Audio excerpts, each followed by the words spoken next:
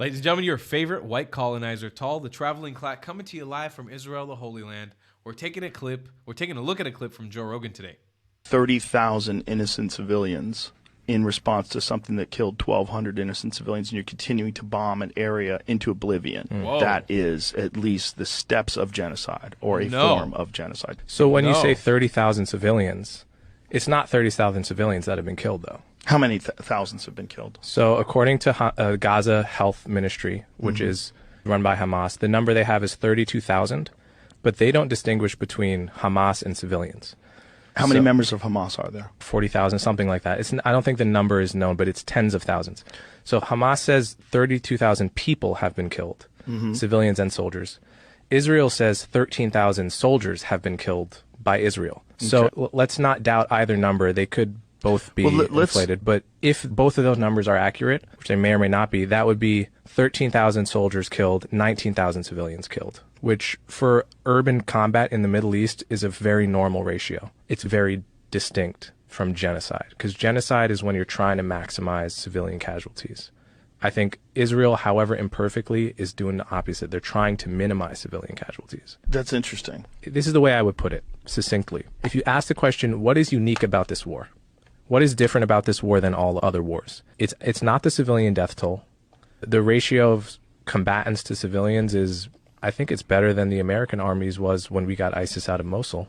That was like 10,000 civilians dead to kill 4,000 ISIS.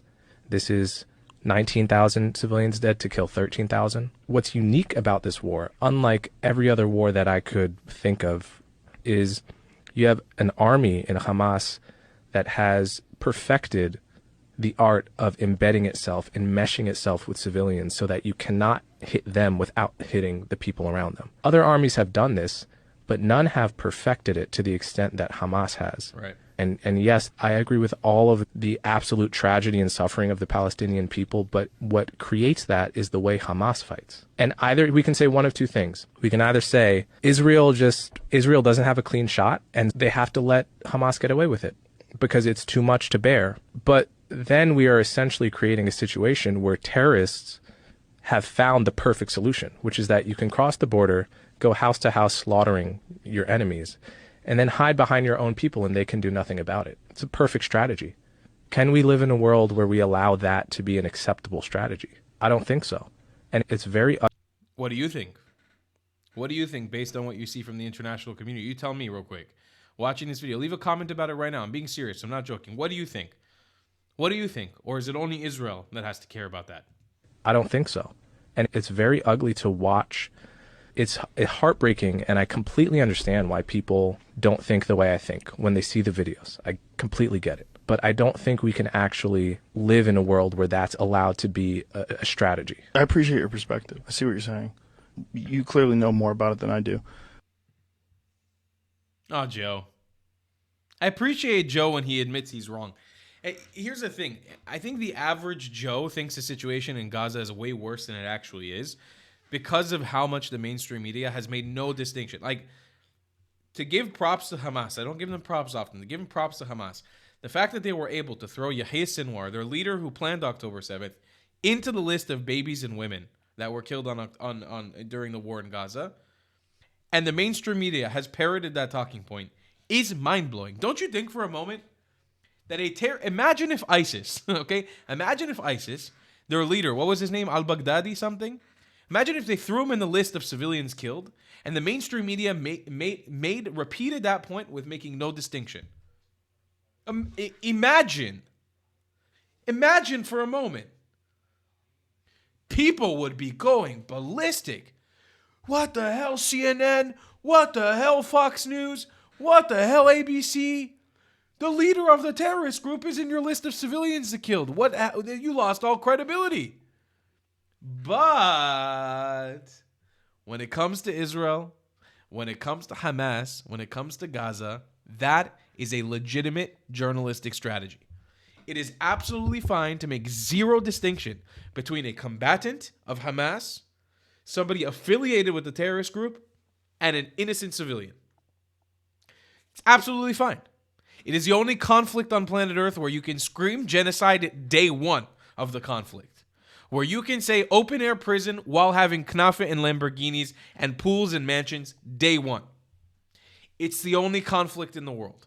Yet, 50,000 people in Sudan have been killed since the beginning of 2024. 580,000 in Somalia, 380,000 in Yemen, 300,000 in Lebanon, 500,000 in Syria, over 500,000 in Syria. And in Ethiopia, just in the last 4 years, 600,000. All of those places, not a lick of genocide. All of those places, not a lick of apartheid, no UN sanctions, no ICC court battles. It doesn't matter. Objectively, their lives don't matter. It's only the Palestinians' lives that matter. Don't you get it? They are the most important people on planet Earth. And their suffering trumps the suffering of everybody else. No matter how much of their suffering is self-inflicted. And no matter how much of their suffering they are the own cause of and they feed into on a daily basis. Doesn't matter. Blind eye to it. Please look away. The rest of the world may be burning. Look away. The only thing that matters is Palestine. And let me tell you something. As a person who's traveled around the world, 64 countries under my belt, for 10 years I've been on the road. I've been in the slums, I've been in the highest echelon of society in most countries, and in the lowest echelon of society in most countries. And I've seen it eye to eye. When Palestinians tell you they have a refugee camp with beautifully designed buildings and elevators and a flourishing of food in the West Bank and Gaza. And when they tell you they're living in the deepest poverty on planet Earth while they have jobs in Israel, in agriculture, in tech, as doctors, as pharmacists, as politicians, suing Israelis and sending Israeli or Jews to court or just to jail. Don't look at the other people in the Philippines living in the slums. Don't look at the ones in India living in the slums. Don't trust the people in Sri Lanka telling you they have no food to eat. Ignore the Uyghur Muslims in concentration camps. The only thing that matters is Palestine.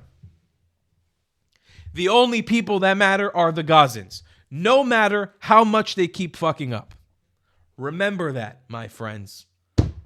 Ladies and gentlemen, thank you guys so much for supporting my channel. I love you guys a long time. Consider leaving me a donation on Buy Me a Coffee, PayPal, whatever it be, and buying some merchandise. You can get some cool merch, like this cool hat that I have behind me with a Dodo logo on it. I'll see you guys in the next one. I love you guys a long time.